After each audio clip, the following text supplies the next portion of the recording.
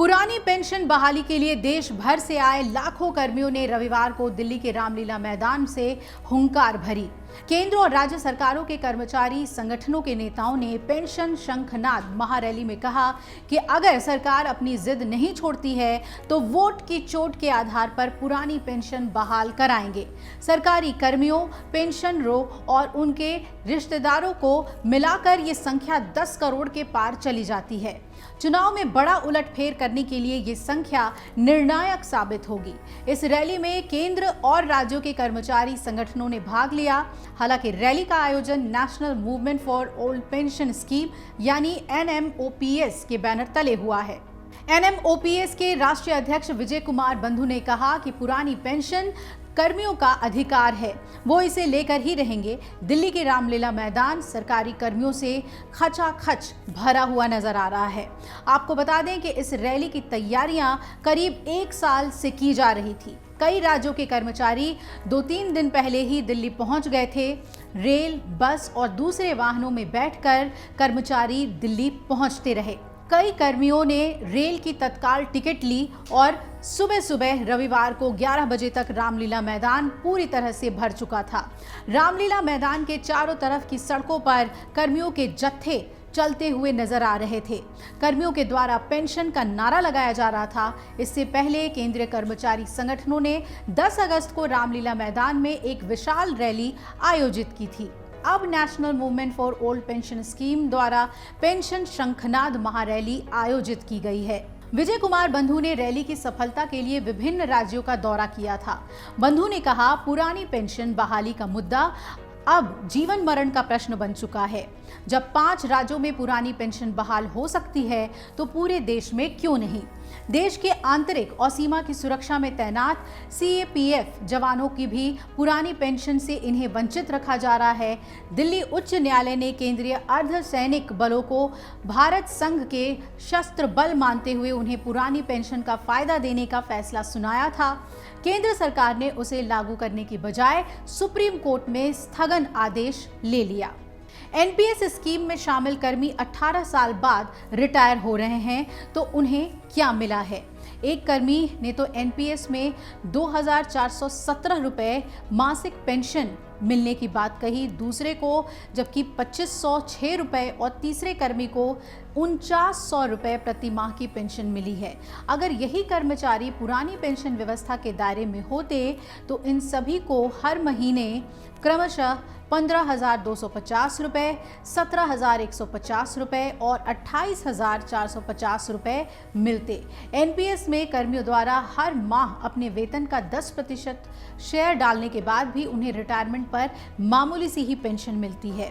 इस शेयर को 14 या 24% तक बढ़ाने का कोई फायदा नहीं होगा। AIDEF में महासचिव C श्री कुमार के मुताबिक NPS में पुरानी पेंशन व्यवस्था की तरह महंगाई राहत का भी कोई प्रावधान नहीं है। जो कर्मचारी पुरानी पेंशन व्यवस्था के दायरे में आते हैं उन्हें महंगाई राहत के तौर पर आर्थिक फायदा मिलता है। NPS में सामाजिक सुरक्षा की गारंटी भी नहीं रही। रिटायरमेंट के बाद सरकारी कर्मचारियों को जानबूझकर कष्ट में धकेल दिया जा रहा है।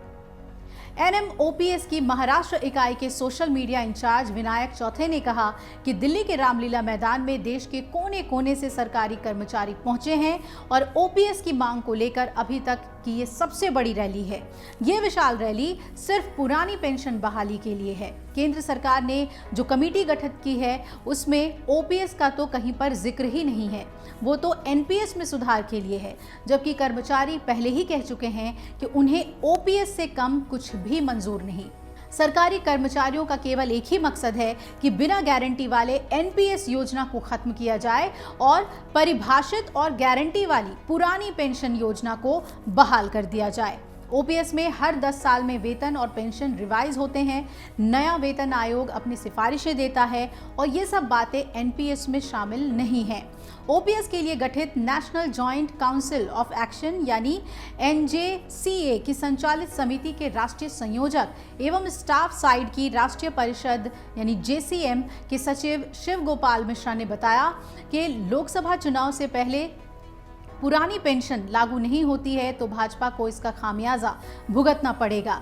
कर्मियों, पेंशनरों और उनके रिश्तेदारों को मिलाकर ये संख्या 10 करोड़ के पार चली जाती है और चुनाव में एक बड़ा उलटफेर करने के लिए ये संख्या निर्णायक साबित होगी। केंद्र के सभी मंत्रालय, विभाग, रक्षाकर्मी, रेलवे, बैंक, डाक, प्राइमरी, सेकेंडरी, कॉलेज और यूनिवर्सिटी टीचर्स, दूसरे विभागों और अलग अलग निगमों और खासतौर पर स्वायत्ता शासी संगठनों के कर्मचारी ओपीएस पर एक साथ आंदोलन कर रहे हैं। केंद्र सरकार द्वारा एनपीएस में चाहे जो भी सुधार किया जाए, कर्मियों को वो मंजूर नहीं है। कर्मियों का केवल एक ही मकसद है, पुरानी पेंशन योजना सरकार बहाल करे।